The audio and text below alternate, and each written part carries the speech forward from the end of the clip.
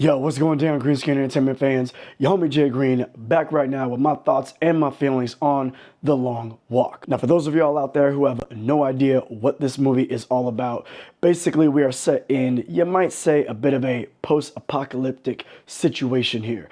The country has been through some turmoil and a huge war, maybe a civil war, who knows what, that has basically destabilized the country to the point of feast and famine. But at this period in time, in this country, shit's fucked up. People are broke, people are angry, people are destitute, people do not trust in the government, the law, so on and so forth. Sound familiar? And right now, young boys will enter this long walk, and if they win, being the last one standing, they get one special wish. If I had one wish. Now, this movie was directed by Francis Lawrence. Yes, the same cat that brought us Hunger Games, Mockingjay Part 1 and 2, and The Ballad of Songbirds and Snakes. And the screenplay was penned by J.T. Molnar, which is based off of Stephen King's book, The Long Walk, which he wrote way back in 1966, but didn't actually get published until 1967, and he actually didn't even publish it under his own name. He published it under a pseudonym, Richard Bachman. So just in case some of y'all young Padawans out there think that Stephen King or Francis Lawrence was stealing story points from Suzanne Collins, you're sadly mistaken. Now, straight off the top, let me tell you my thoughts.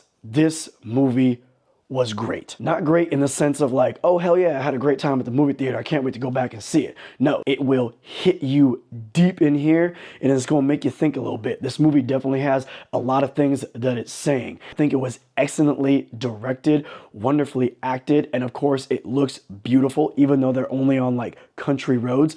There's times when it's dusk or it's the blue hour or whatever's going on, but it's still photographed extremely well. But what really makes this movie great, memorable, and stick with you is the characters. We're basically just watching 50 young men walking on this road for miles and miles, days and days on end.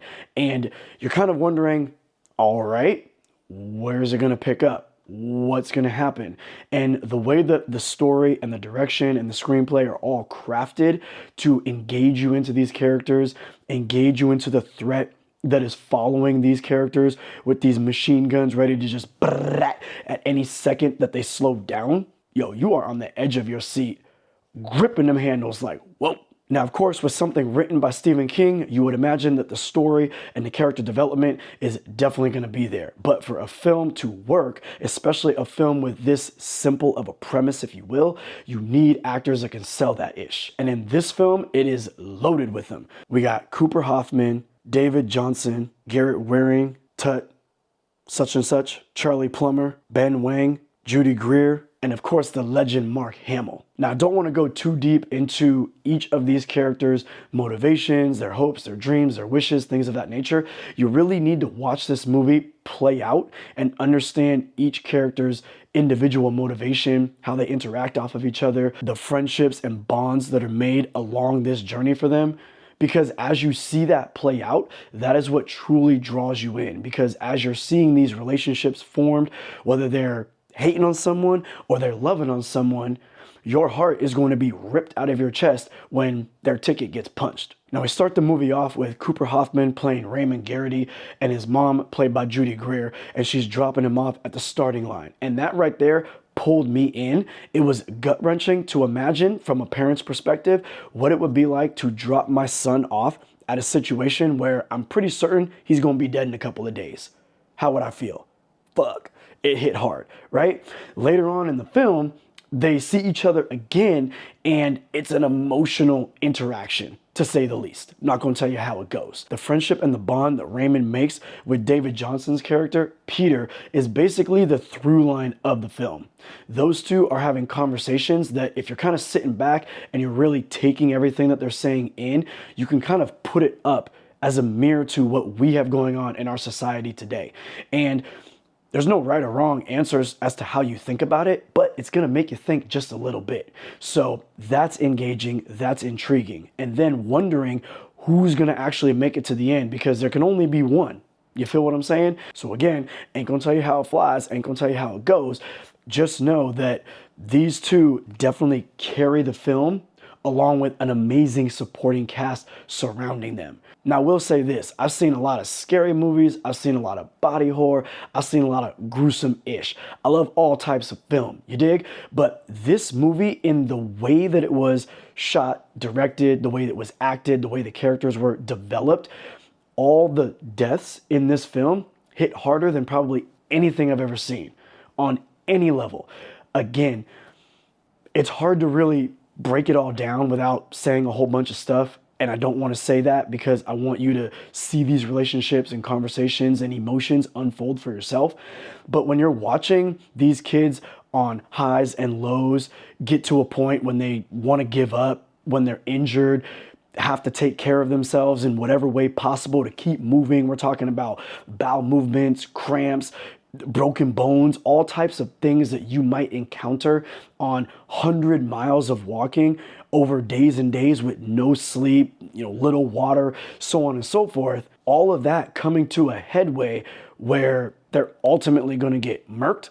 It just hit different than anything I've ever seen. And because of all that, as I'm driving home from the theater, it's weighing heavy on my shoulders and on my chest. And I'm kind of like nervous, just feeling like, man, what if that was the world that we lived in, right? What if we get to a certain point where some shit really jumps off and we're in this position where people are just going to randomly sign up for this thing every year just so they can get out of poverty, just so they can support their family, because ish is really that bad.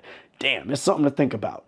Now, as I said before, if you're someone who's a little faint of heart, a little weary when it comes to certain types of violence, in your face, visceral nastiness, this might not be the film for you. But if you're someone who can take that ish and you along for the ride, you up for the walk and the journey, get your ass to the theater right now and watch this movie, because it is a experience. I say that. Francis Lawrence did a phenomenal job with this. All the acting was stellar from everybody, small characters to big characters. Mark Hamill killed it.